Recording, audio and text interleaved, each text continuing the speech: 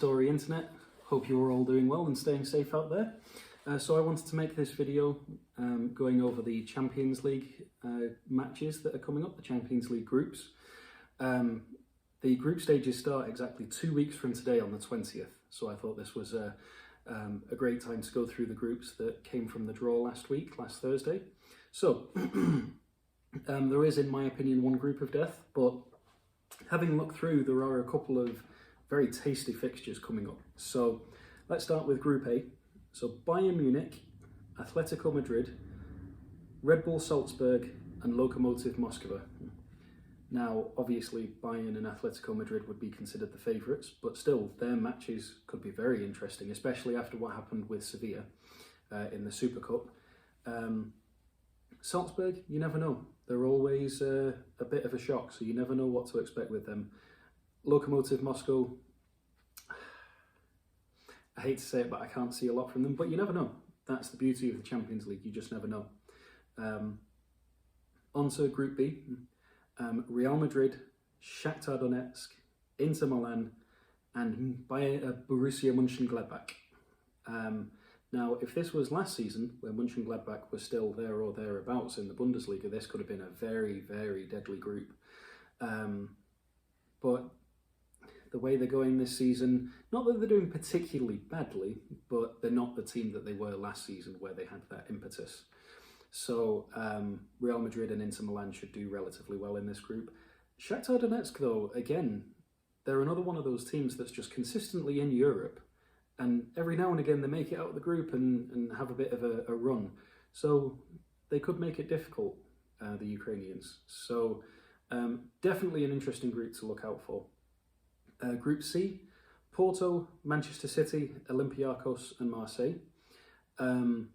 Manchester City are obviously the favourites for that group, but still, Porto, Olympiacos and Marseille are three other teams that could give Manchester City a run for their money, the way that they play, Porto especially. Olympiacos are wildcards. You never know what to expect from them.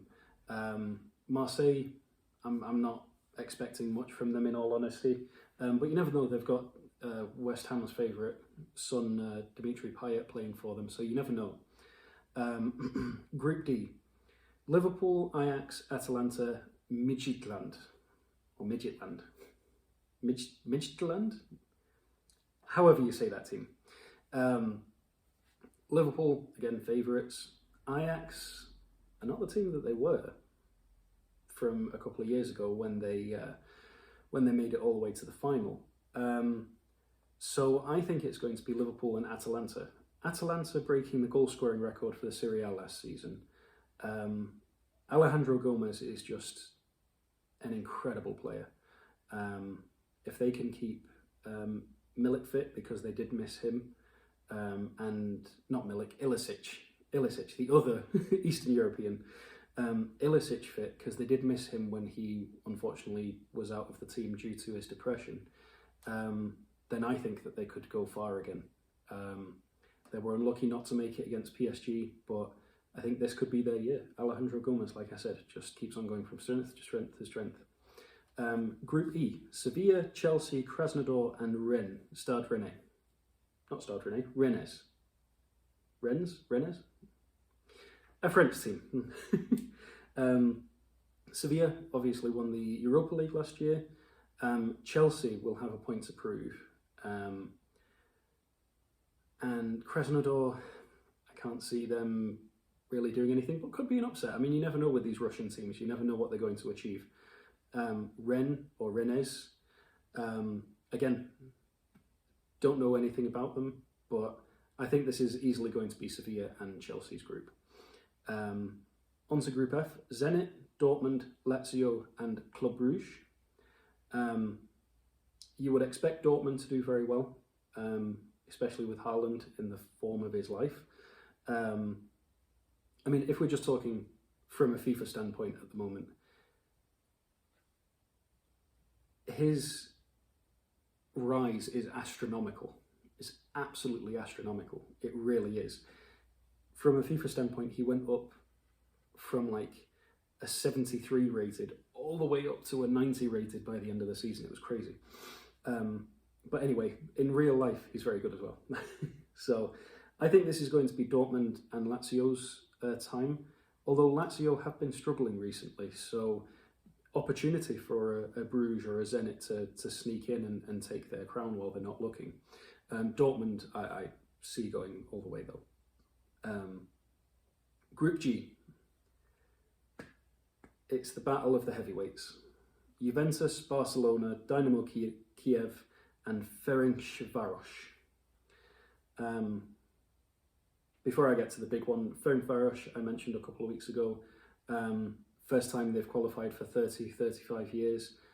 Great achievement, and they get put in this group, bless them.